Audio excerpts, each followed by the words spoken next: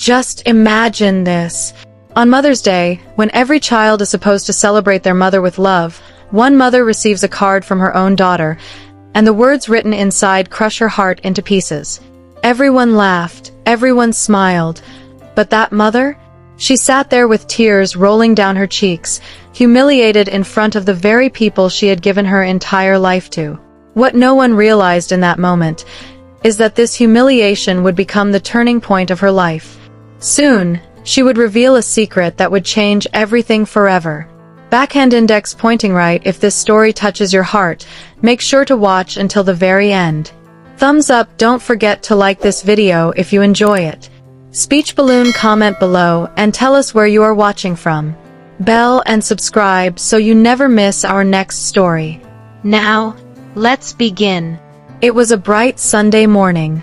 The sun streamed through the living room windows as Grace, a 74-year-old woman, slowly walked up the steps to her daughter Danielle's home. Her hands clutched a fresh bouquet of flowers, her heart carrying nothing but love. She wore her favorite green dress, the one she had saved for special occasions, the one that always made her feel elegant. As she opened the door, the sound of little footsteps came rushing toward her. "Grandma Grace!" her grandchildren cried, wrapping their tiny arms around her legs. Their innocent laughter filled the air, and for a moment, everything seemed perfect. Grace's heart swelled with joy. This, she thought, was what Mother's Day was all about: family, love, and togetherness. But then, something shifted. Michael, her son-in-law, appeared briefly in the hallway. He gave her nothing more than a dry nod before disappearing back into the kitchen. Danielle, her daughter, came out carrying a smile, but it was a smile that never reached her eyes. "Mom," she said, almost too cheerfully, "we're so glad you made it. We have a special surprise for you." Grace's heart warmed at those words. A surprise? How thoughtful, she thought. Maybe they had planned something sweet to honor her years of sacrifice. She sat on the sofa, surrounded by her family. The grandchildren settled at her feet, giggling with excitement.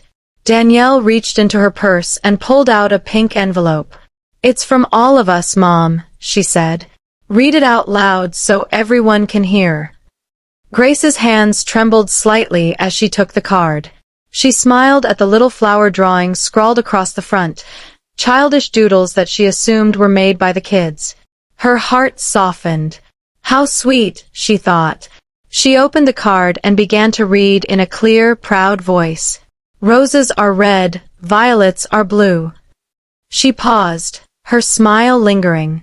But then the next line cut into her like a knife. "You're a heavy burden. No one wants you here."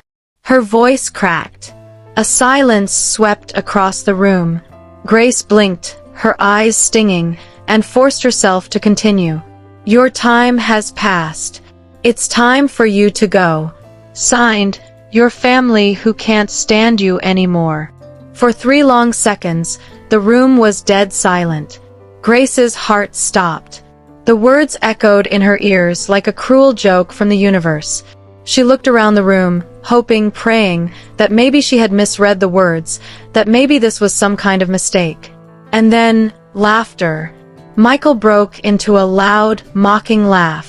Danielle covered her mouth, trying to hide her grin, but her eyes sparkled with amusement. Even the children, not fully understanding what was written, began giggling simply because the adults were laughing. Grace sat frozen, her hands trembling, the pink card slipping from her fingers onto the floor. Tears streamed down her wrinkled cheeks. "Did you see her face, Mom?" Danielle chuckled, nudging Michael. "Oh, you should have seen yourself." "Michael, did you get a picture?" Michael bent down, picked up the card, and smirked. "Relax, Grace. It's just a joke. Don't take it so seriously." But it wasn't a joke. Not to Grace. This was supposed to be her day. A day meant to celebrate her motherhood, her sacrifices, her love. Instead, it became the most humiliating moment of her life. She tried to speak, but her voice came out as a whisper. I thought we were celebrating." Danielle sighed, as though she were dealing with a child. "Mom, don't be so dramatic. It was just for fun.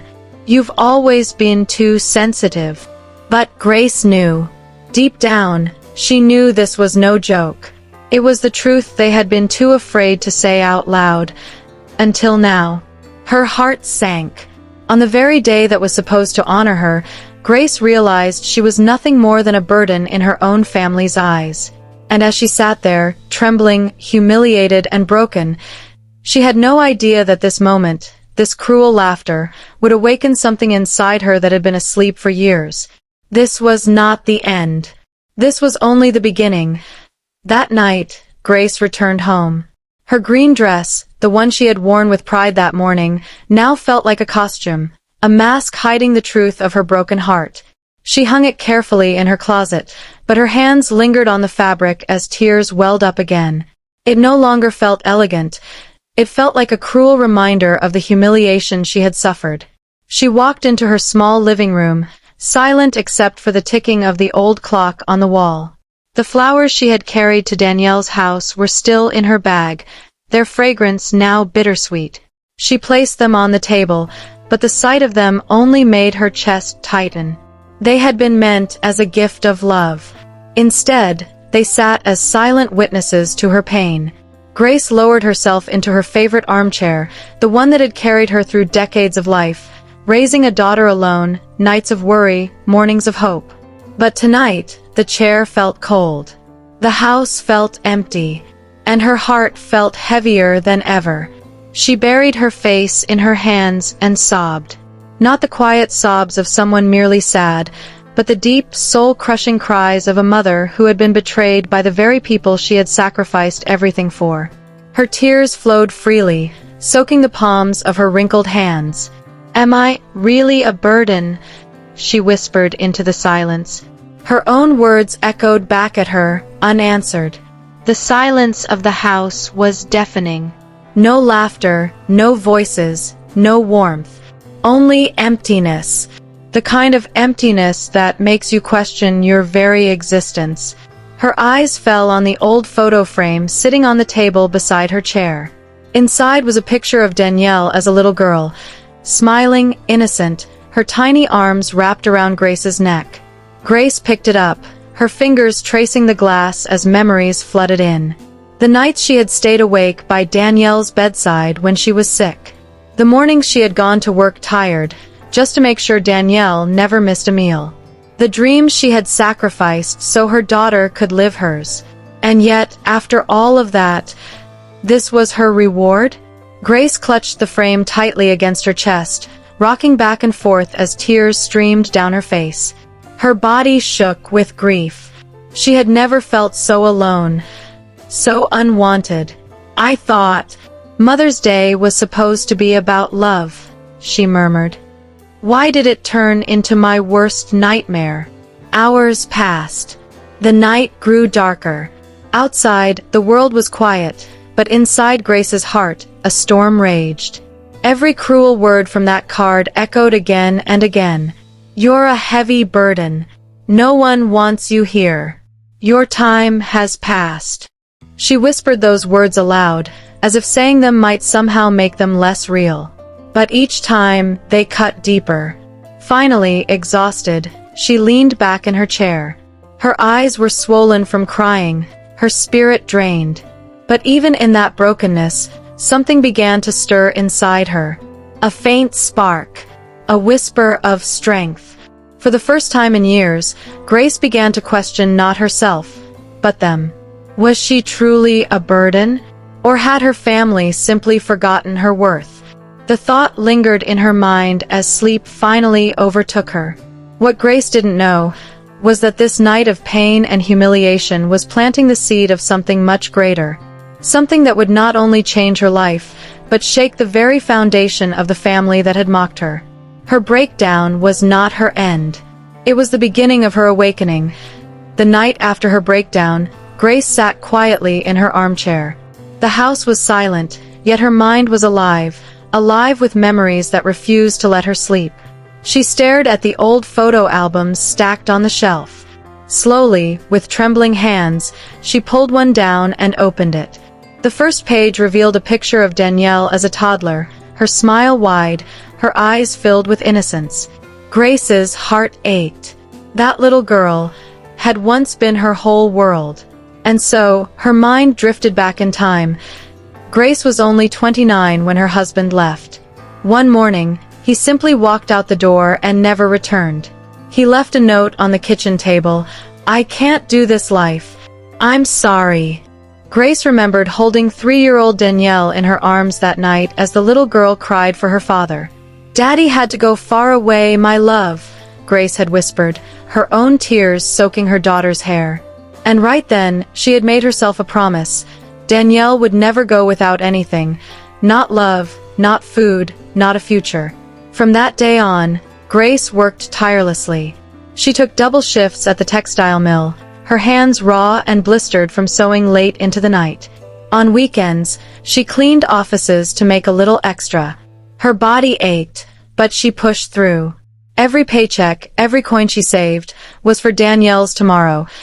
When Danielle turned 17, she told Grace she wanted to become a nurse. Grace remembered the sparkle in her daughter's eyes, the excitement in her voice. But nursing school was expensive. Grace looked at her mother's jewelry box, the only valuables she owned. Her mother's necklace, the earrings passed down through generations. She sold them all. "Mommy, are you sure?" Danielle had asked, guilt flickering in her eyes. Grace had smiled, even though her heart broke. "My love, your education is the most important thing. Jewelry can be replaced. Your future cannot." And so, Danielle went to university. For 5 years, Grace worked even harder, often coming home late with an aching back and swollen feet. But when she saw Danielle studying at the dining table, she knew it was worth it. The day Danielle graduated, Grace cried tears of pride. Danielle hugged her tightly and whispered, "We did it, Mommy. This wouldn't have been possible without you." Those words had been Grace's greatest reward. When Danielle met Michael, at first, Grace thought he was a good man. Polite, hard-working, respectful. When they decided to get married, Grace contributed half the wedding costs, $12,000 she had spent years saving. "Mom, this is too much," Danielle had protested. "Nonsense," Grace had said with a smile. "It's the most important day of your life. You deserve it." Later, when Danielle and Michael bought their first home, Grace gave them $25,000 for the down payment. It was everything she had saved, but the look of joy on her daughter's face made it all worth it. Then came the grandchildren. 2 beautiful children who lit up Grace's world. When Danielle went back to work, Grace stepped in without hesitation. Every morning for 3 years, she walked 6 blocks to their house at 6 a.m. She made breakfast, dressed the kids, took them to the park, fed them, bathed them, read them stories, all before Danielle returned from work. Danielle often said back then, "I don't know what we'd do without you, Mom. You're an angel." Those words had filled Grace's heart with joy. She finally felt needed, appreciated. But over the years, things began to change. The gratitude faded. The warm words turned cold. Her advice was brushed aside. Her presence became too much. And yet, Grace kept giving. When Michael lost his job, she gave them $500 every month to help with bills. When the kids needed new computers, she bought them. When Danielle's car broke down, she paid $4,000 for repairs. When they wanted to remodel their kitchen, she contributed $8,000 more. Every time they had a problem, Grace stepped in to fix it. And every time, her love was taken for granted. Looking back now, Grace realized just how much she had given. Not just her money, not just her time, but her entire life. She had poured everything she had into her daughter and her family, believing they would always love her in return. But now, the very people she had sacrificed everything for had humiliated her on the one day that was supposed to celebrate her motherhood. Grace closed the album, tears filling her eyes again. Her hands shook as she whispered, "All my life, I gave. And all they gave me was this. She thought of the cruel card, the laughter, the humiliation, the sacrifices of decades, reduced to a joke. Her heart ached, but deep inside, something else began to stir. A quiet voice, whispering that maybe it was time she stopped giving, and started taking back control of her life. The days turned into months, and the months into years. Grace kept giving, kept showing up, kept pouring her love into her family. But the warmth she once felt from them had slowly faded away. It started with small remarks, the kind that sound harmless on the surface but cut deep when repeated again and again. Mom, you don't have the energy you used to. Grace, maybe you should rest more at home. At first, Grace brushed them off. She told herself they were simply concerned for her health. But soon she realized those words weren't concern. They were the beginning of something much darker. Her slow removal from the family she had built with her own hands. One evening, Grace noticed her youngest grandson coughing badly. Concern filled her voice as she suggested, "Danielle, I think he should see a pediatrician." But before Danielle could answer, Michael cut in sharply. "Grace, we're the parents here. Please let us handle it." The words hit her like a slap. She wasn't trying to take over, she was just worried. But from that moment on, her opinions were no longer welcome. Her wisdom, her experience, her love, all dismissed as interference. Grace began to realize she wasn't seen as family anymore. She was seen as a nuisance. The truth became clearer when Danielle organized a birthday dinner for Michael. Grace only found out because one of her grandchildren accidentally mentioned it. "Why didn't you invite me?" Grace asked her daughter over the phone, her voice trembling. "Oh, Mom, it was just a small thing. You'd have been bored," Danielle replied lightly. But that night, Grace saw photos online. A full party with over 20 guests, laughter, clinking glasses, Michael's relatives filling the room. Everyone had been invited. Everyone, except her. Grace sat alone in her living room, scrolling through the smiling faces in the pictures. The sting of exclusion burned in her chest. She told herself it must have been a mistake. But deep down she knew she was no longer part of their real family. 6 months later, her grandson's birthday brought another wound. Grace arrived early, eager to help decorate, just as she had every year before. She knocked at the door, smiling. Michael opened it, his expression sour. "Grace, the party doesn't start until 3. Why are you here so early?" Grace offered softly, "I thought I could help with the preparations." But Michael shook his head. "We don't need help. Danielle has it under control." Behind him, Grace spotted Michael's mother, Brenda, stringing balloons, laughing with the kids. Brenda had been invited to help, but Grace, who had raised Danielle alone, was treated as an outsider. Danielle appeared, wiping her hands on an apron. "You can stay, Mom, but don't get in the kitchen. You know you get confused with recipes." Confused. Grace, who had cooked countless meals for decades, who had fed not just Danielle but also her grandchildren, was now being told she couldn't even be trusted in the kitchen. That afternoon, Grace sat quietly in a patio chair while Brenda received praise for her cake. Grace, who had paid for half the party's expenses, was ignored, left out of the family photos, invisible at her own grandson's birthday. Later that night, her grandson asked innocently, "Grandma, why were you so quiet today?" Grace forced a smile. "I was just tired, my love." Then the boy added words that sliced through her heart. "Grandma Brenda says you're too old for big parties." Grace held back her tears until she got home. That night, she cried herself to sleep. Christmas, Grace arrived with gifts, a shiny new bicycle, a tablet, expensive perfume, tools Michael had once mentioned. She spent nearly $3,000, wrapping each present with care. But when the gifts were opened, no one said her name. Her offerings were lost in the pile. No one acknowledged the sacrifices behind them. She had even given Danielle a pearl necklace, a family heirloom passed down for generations. Danielle held the box, glanced at it, and said flatly, "Mom, it's pretty, but I don't wear jewelry. Maybe save it for when the kids are older." She handed it back without even trying it on. Grace's heart shattered. She had imagined that necklace resting proudly around her daughter's neck, keeping their family's history alive. Instead, she stood holding it, rejected like she had been rejected herself. And then came the worst moment.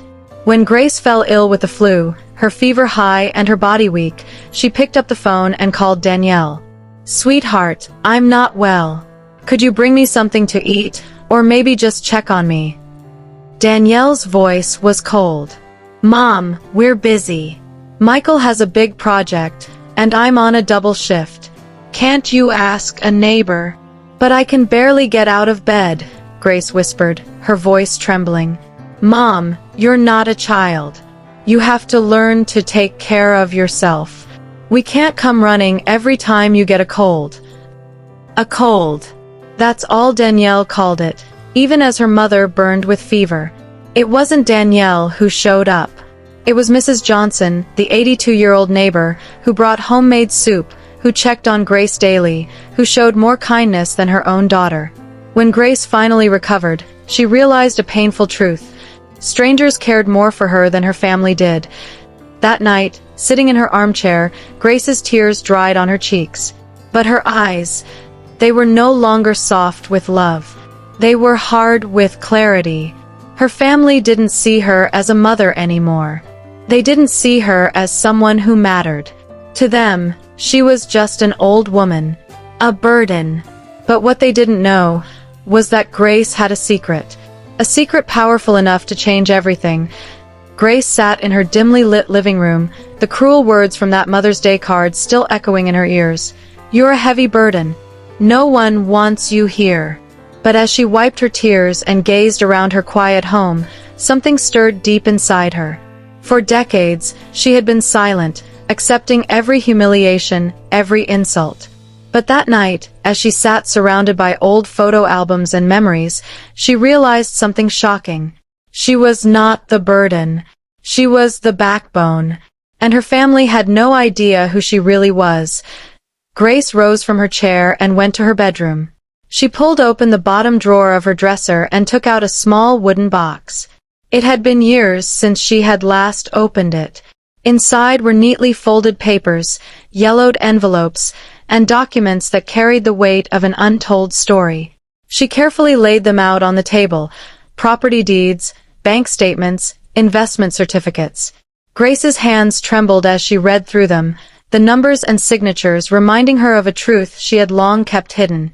Her mother, before she died, had left her a property in Nassau, in the Bahamas, a beachfront condo that had been rented out for years. The income had been quietly accumulating in a separate account. Grace had never touched it. She also remembered her Aunt Lucille, who had passed away childless. Lucille had left everything to Grace: bonds, stocks, certificates of deposit.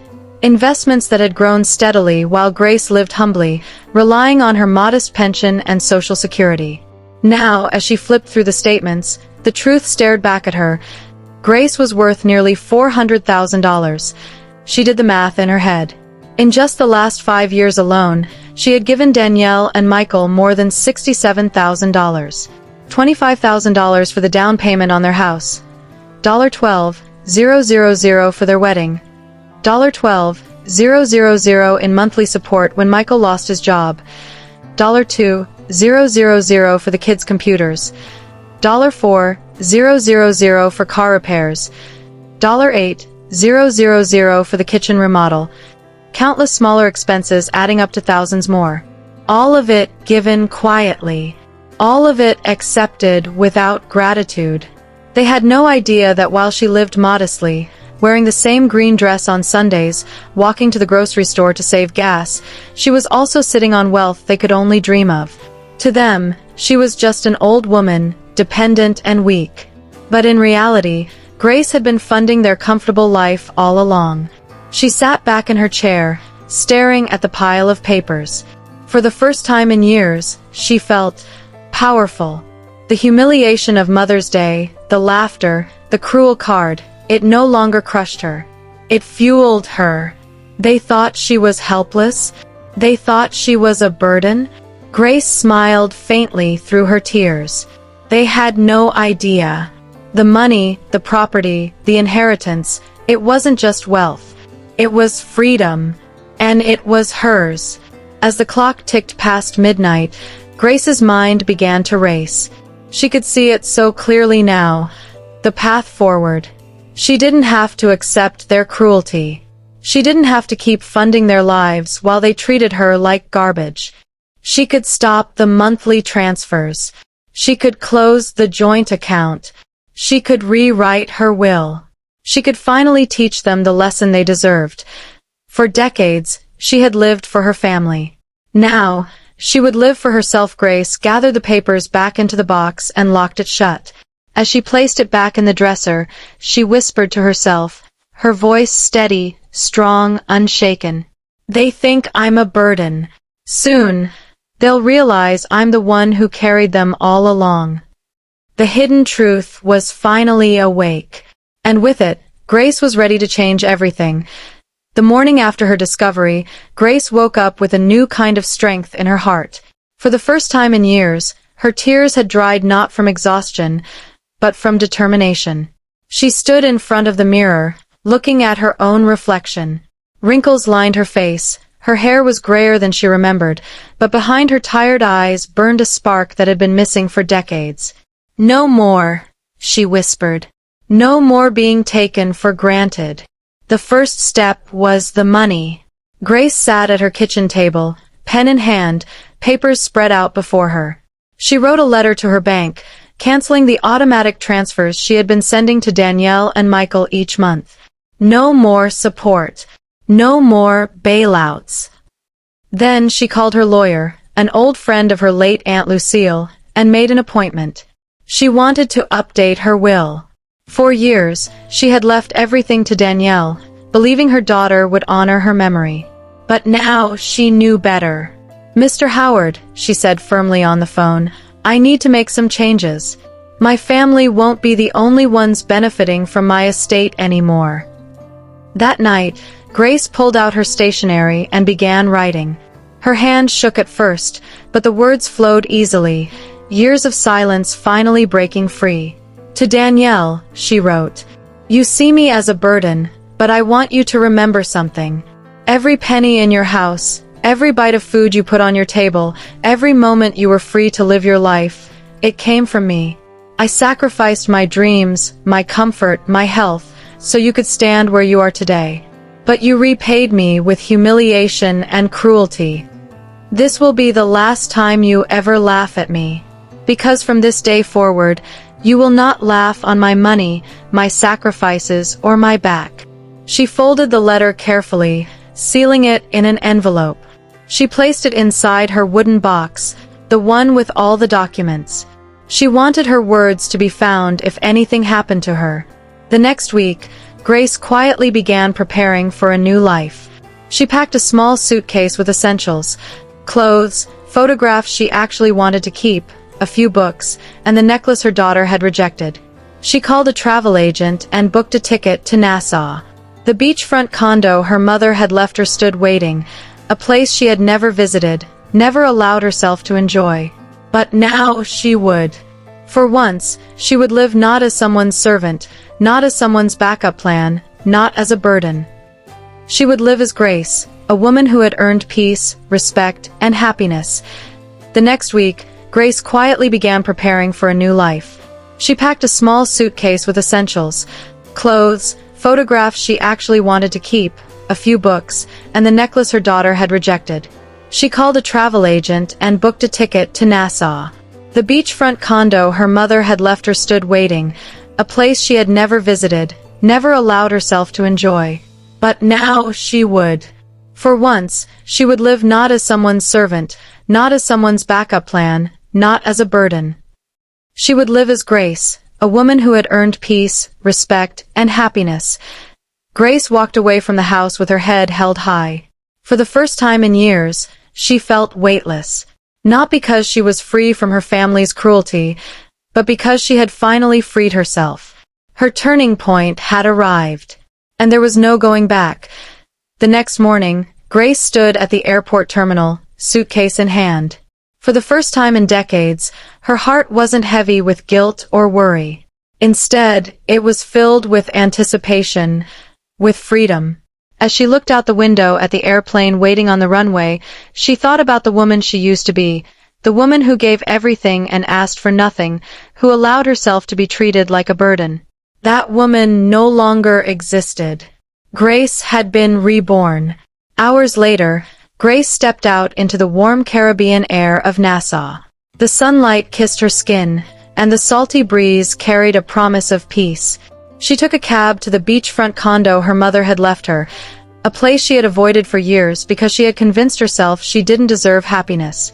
When the taxi stopped, Grace stepped out and froze. The building stood tall against the blue sky, its balconies overlooking white sand and turquoise waves. She had seen pictures, but standing there in person, it took her breath away. She unlocked the door and walked inside. The condo smelled faintly of the sea, its large windows letting in the golden light of the sun. Grace dropped her suitcase, sank onto the sofa, and for the first time in years, laughed. A laugh of relief, of triumph, of victory. In the days that followed, Grace settled into her new life. She woke up early, watched the sunrise over the ocean, and sipped her coffee with no one to interrupt her peace. She joined a local book club, made new friends at the community center, and walked along the beach every evening. For the first time in decades, she lived for herself.